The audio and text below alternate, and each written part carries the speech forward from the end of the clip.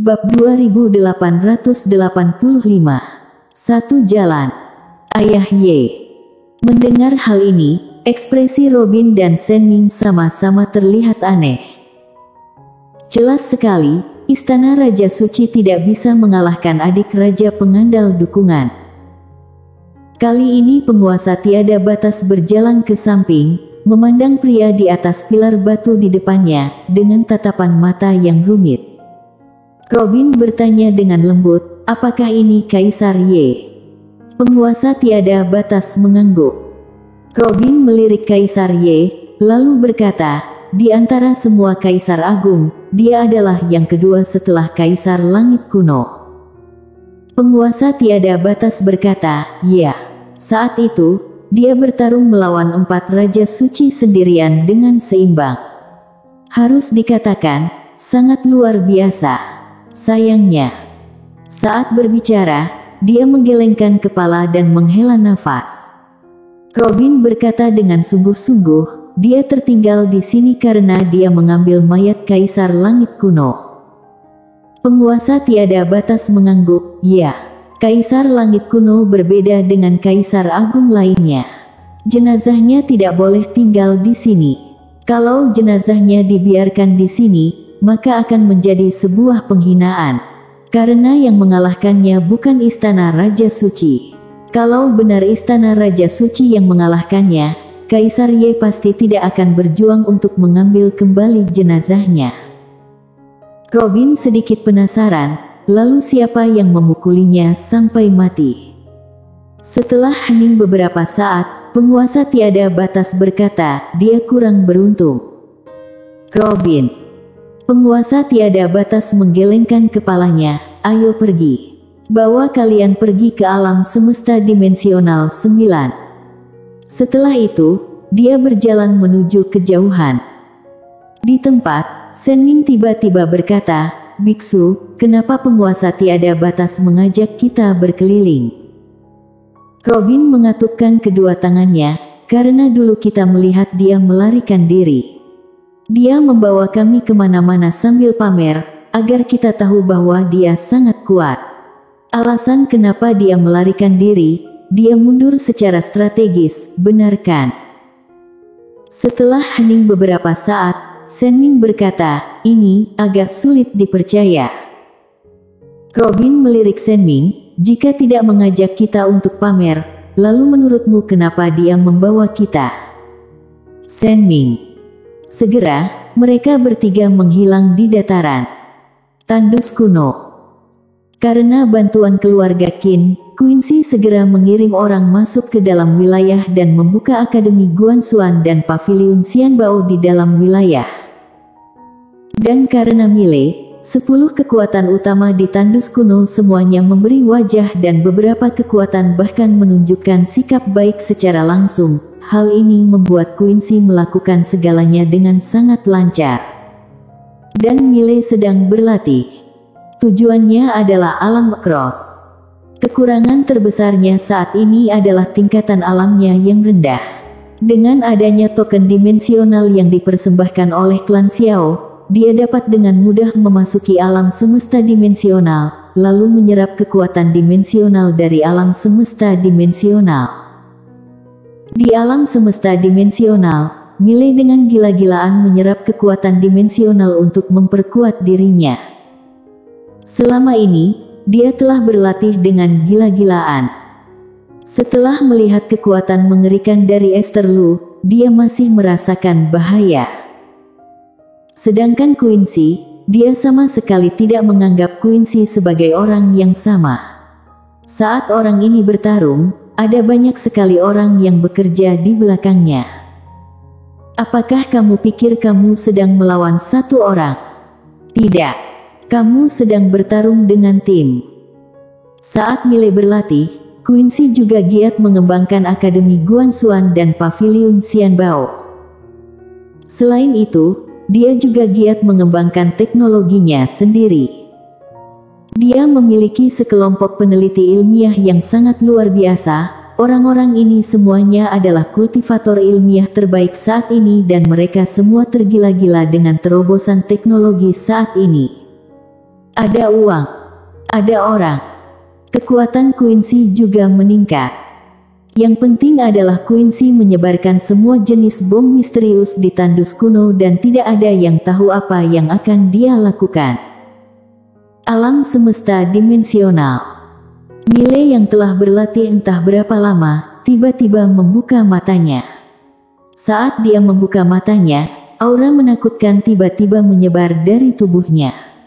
Dalam sekejap, ruang waktu di arena menimbulkan gelombang. Miley menarik napas dalam-dalam dan sedikit mengangkat sudut mulutnya. Alam Cross.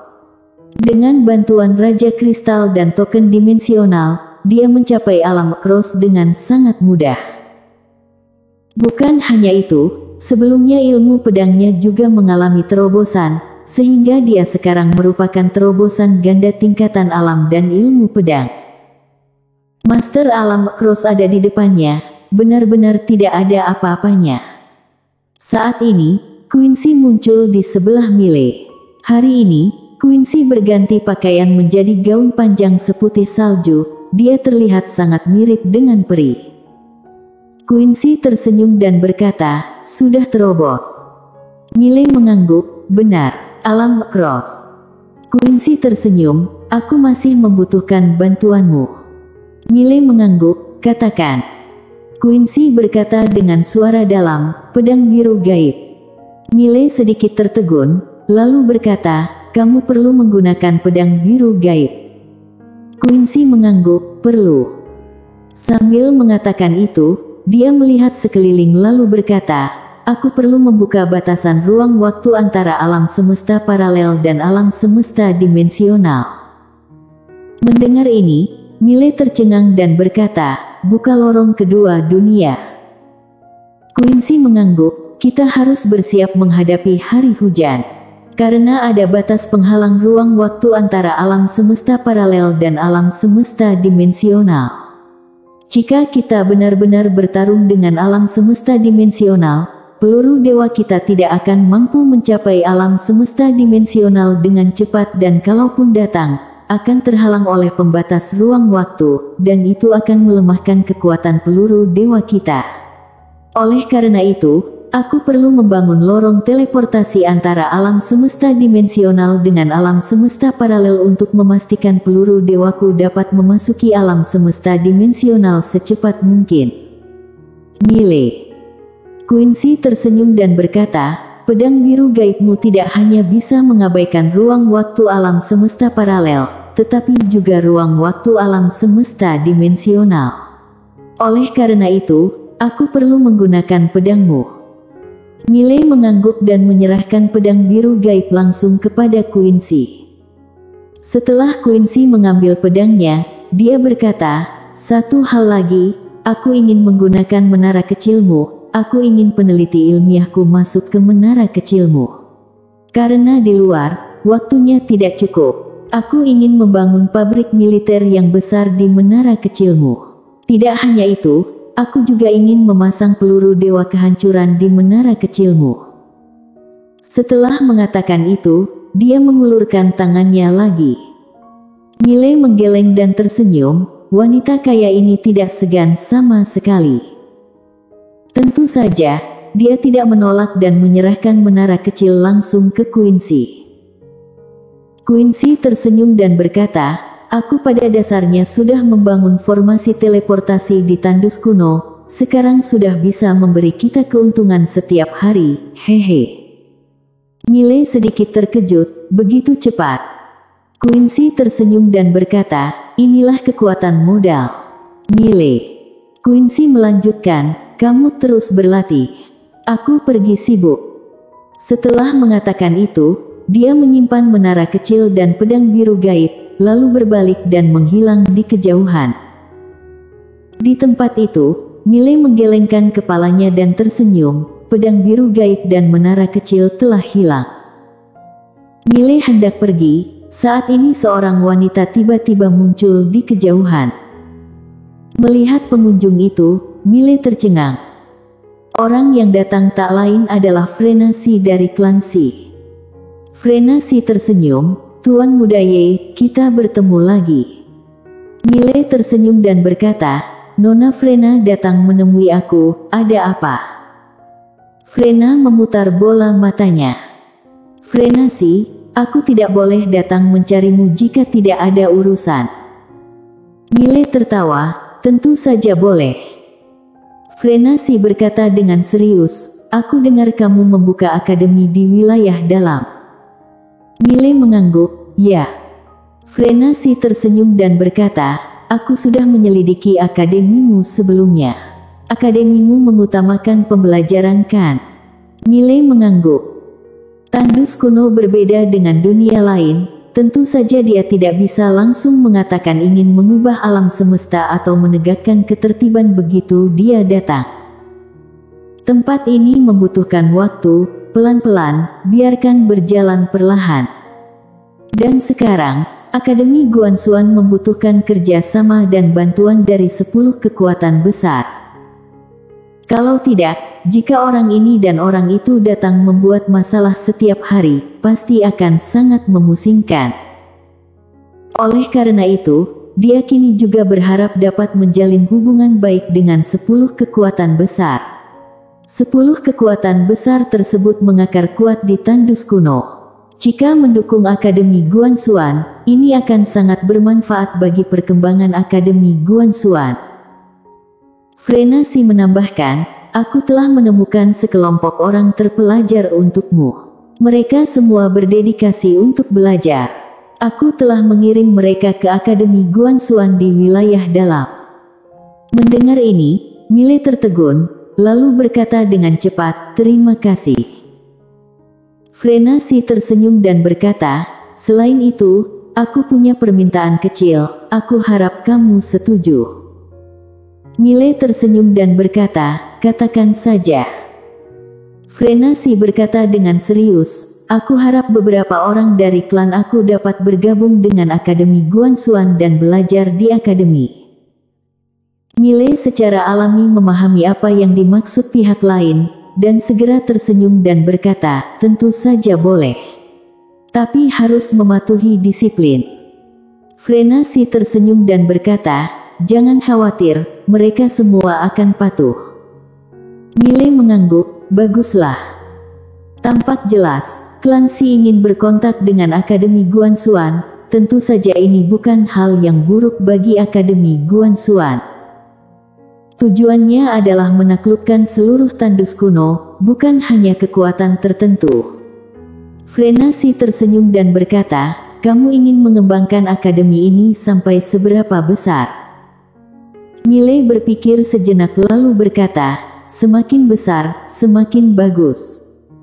Frena sih berkata dengan suara dalam, dengan kata lain, semakin banyak siswa, semakin bagus, benar kan? Mile mengangguk. Setelah Frena sih berpikir sejenak, dia berkata, jika kamu ingin membuka sekolah besar, kamu harus memiliki sesuatu yang menarik. Hanya dengan begitu, orang-orang berbakat akan datang ke akademimu. Mile tersenyum dan berkata, perekrutan murid terbuka untuk semua orang, termasuk mereka yang tidak memiliki bakat ataupun tidak bisa berlatih. Tentu saja, kami juga menyambut para jenius. Mendengar hal itu, Frena sih tertegun, lalu berkata, kamu ini apa benar bergerak dalam bidang pembelajaran dan pendidikan masyarakat? Mile tersenyum dan berkata, inilah tujuan utamanya. Frena sih menatap Mile dan berkata sambil tersenyum, oke. Bagaimanapun, jika kamu butuh bantuan, beritahu aku. Aku masih bisa memimpin klan sekarang.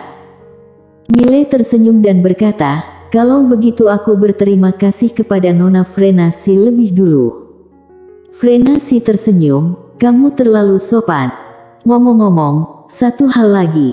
Chen Ryoye dari klan Ye telah memanggil semua jenius dari tandus kuno untuk berkumpul bersama di kota suci.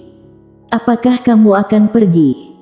Mile sedikit mengernyit. Aku tidak menerima undangannya.